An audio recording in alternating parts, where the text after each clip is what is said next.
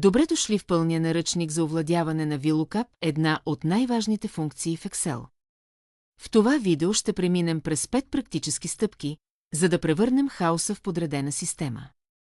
Ще научите не просто как да пишете формулата, а как да изграждате истинска архитектура на вашите данни. Да започваме. Как мисли VLOOKUP? Най-лесната аналогия е с индекса в края на книга. Търсите ключова дума и тя ви отвежда до точната страница. Процесът е четиристепенен. Първо, функцията сканира вашия ключ. Второ, претърсва вертикално само първата колона отгоре надолу. Трето, локализира съвпадението и маркира целия ред. И накрая извлича стойността от колоната вдясно, която сте посочили. Важно правило, VLOOKUP не може да гледа назад, търси само надясно.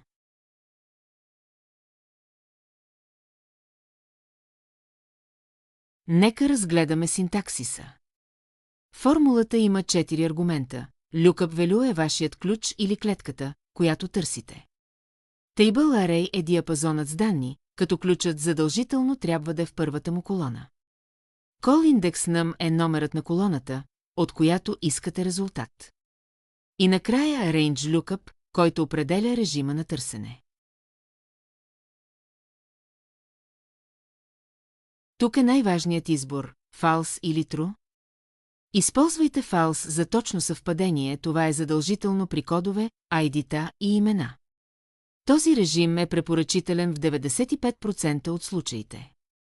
True се използва за приблизително съвпадение, например при данъчни скали или оценки. Запомнете, при true данните ви задължително трябва да са сортирани възходящо, иначе ще получите грешни резултати.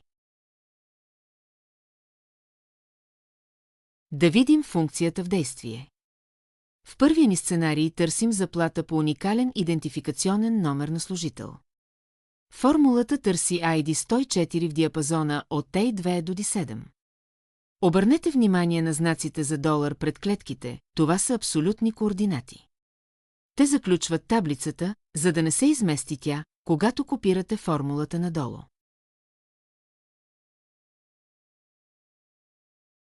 Сценарий 2. Текстова прецизност. При работа с продуктов каталог прецизността е критична. VLOOKUP не прави разлика между главни и малки букви, но е изключително чувствителен към интервали. Един скрит интервал в края на кода може да доведе до грешка. Винаги използвайте false за текстови кодове, за да сте сигурни в резултата.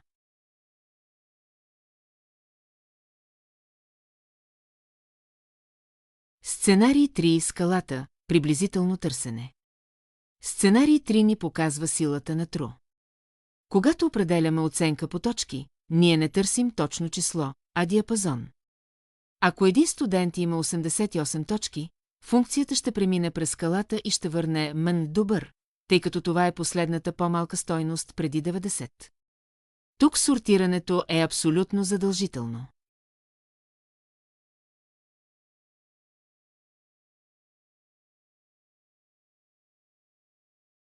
Сценарий 4. Търсене в друг лист. В реалната работа данните често са разпръснати. Можете да използвате VLOOKUP, за да извлечете информация от друг лист, например от каталог към поръчки.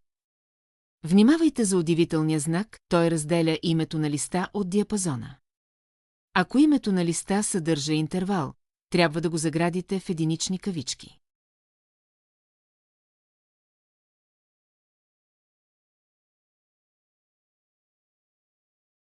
Сценарий 5. Силови комбинации. Можете да комбинирате VLOOKUP с други функции за поумни таблици. Използвайте IFERROR, за да замените досадните съобщения за грешка с чисто потребителско съобщение като ненамерено. Друг полезен трик е функцията min, с която можете да поставите таван или лимит на резултата, извлечен чрез VLOOKUP.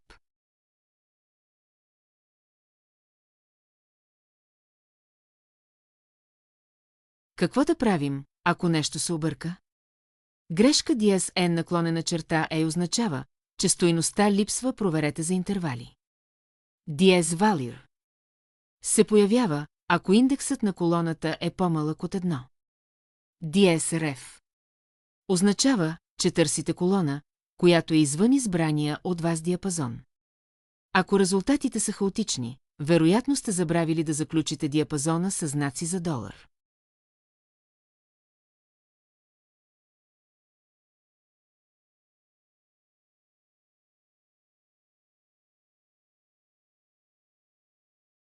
За да станете истински майстор, винаги използвайте абсолютни препратки или именувани диапазони.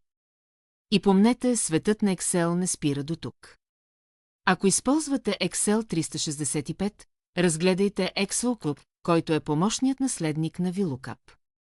А за най-сложните задачи, комбинацията индекс и мач остава класика. VLOOKUP е само началото на вашето пътешествие в архитектурата на данни. Изгледайте отново видеото, ако не сте схванали логиката на функцията VLOOKUP.